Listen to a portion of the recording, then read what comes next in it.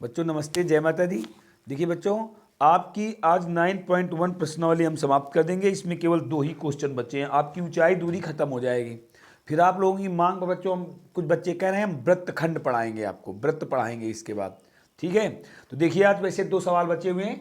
हम आपकी NCERT books प्रश्नावली 9.1 त्रिकोणमिति के अनुप्रयोग पढ़ा रहे हैं आपको, और कुछ बच्चों ने कहा है व्रत पढ़ने के लिए, तो इसके बाद हम व्रत पढ़ाएंगे आपको। ठीक है, तो देखिए कह रहा है एक सीधा राजमार्ग एक मीनार के पाद तक जाता है। कह रहा है एक सीधा राजमार्ग एक मीनार के आधार बिंदु तक जाता है।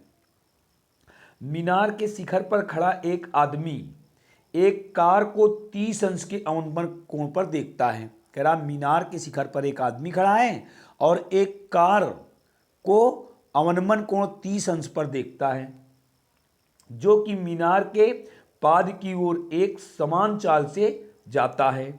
6 सेकंड बाद कार का अवनमन कोण 60 अंश हो जाता है।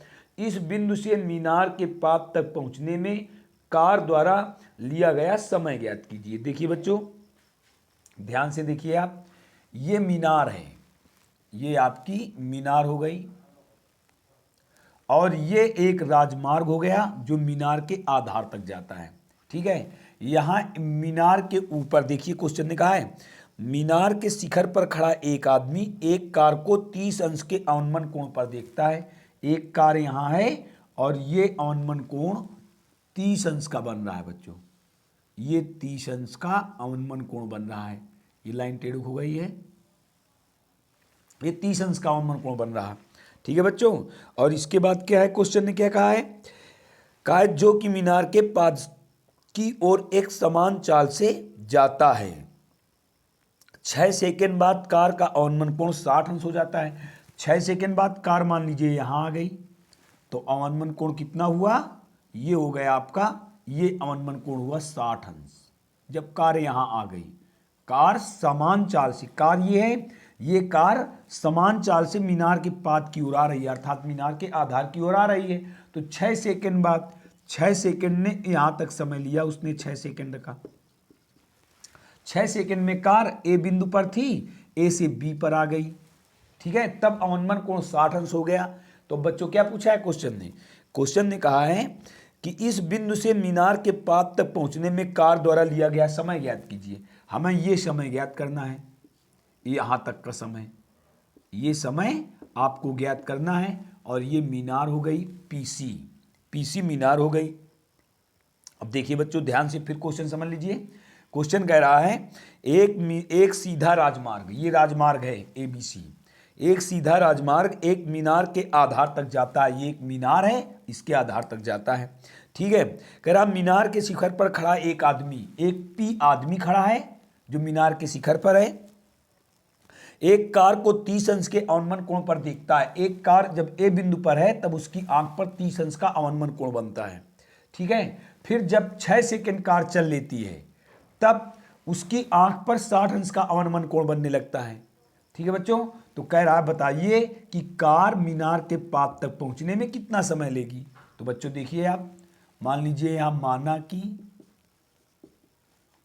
मीनार पीसी की ऊंचाई बराबर h है, ये आपने h मान दी। ठीक है, माना कि इसको x माना है, t माना है आपने, कार b से c तक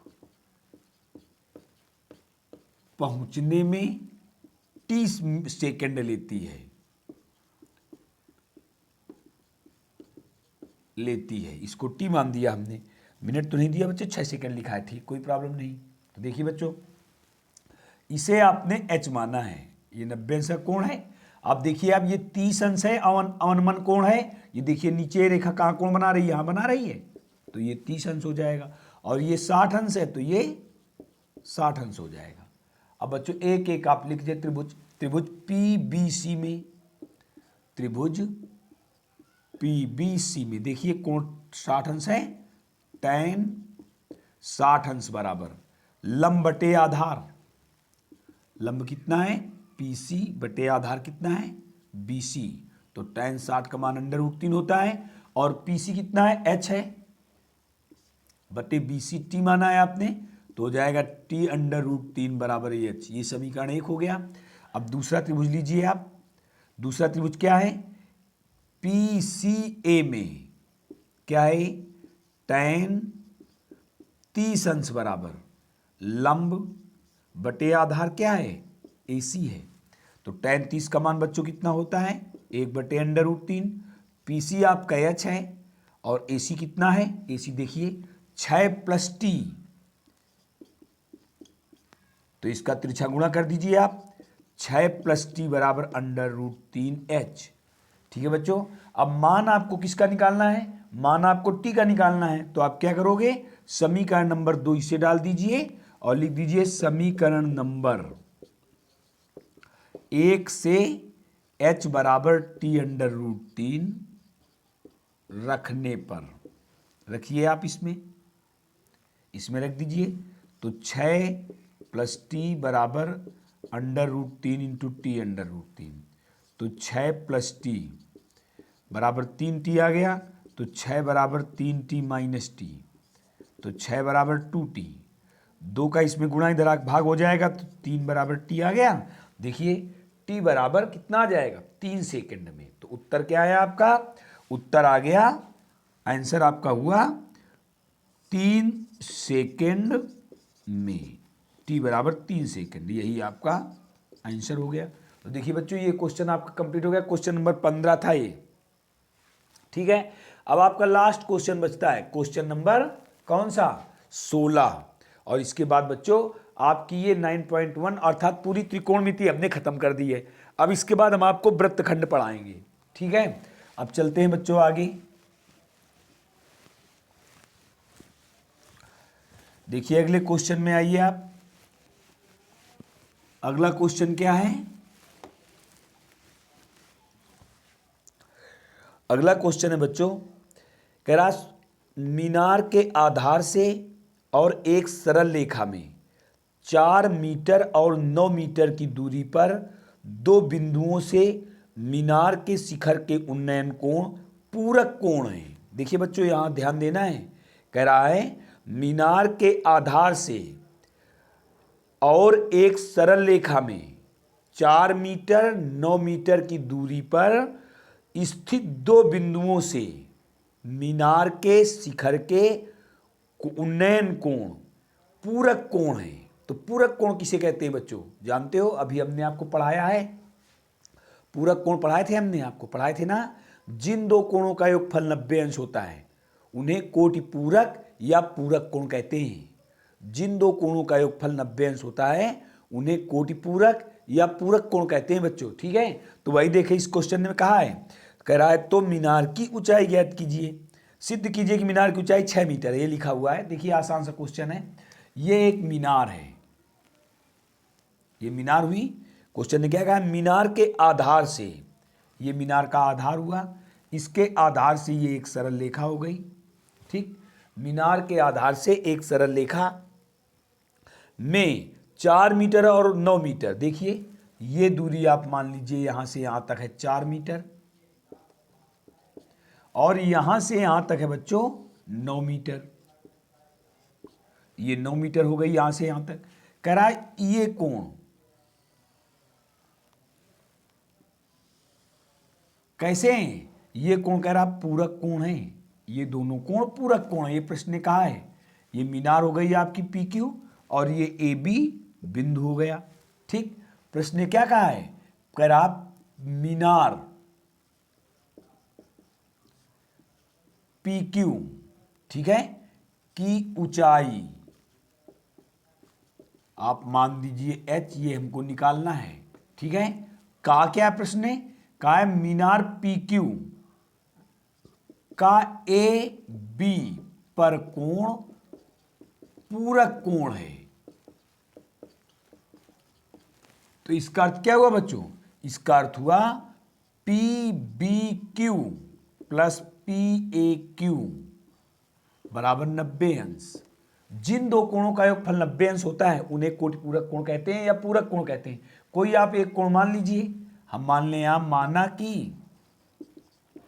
कोण PBQ बराबर थीटा, तो पी ए क्यू कितना हो जाएगा, 90 माइनस थीटा हो जाएगा। देखिए ये आप थीटा रख दीजिए तो प्लस का थीटा इधर काहेगा हो जाएगा, तो अब आप यहाँ लिख दीजिए, इसको आपने थीटा माना, ये हो गया 90 माइनस थीटा। आप इसको थीटा मान दो तो ये 90 माइनस थीटा हो जाएगा, हो जाएगा। अब इसको आपने एच माना है, ठीक। तो आप एक एक त्रिभुज ले लीजिए, बिल्कुल आसान सा है। त्रिभुज पी बी क्यू में, ठीक, कोण क्यू इक्वल 90 अंश है, आप देख रहे हो।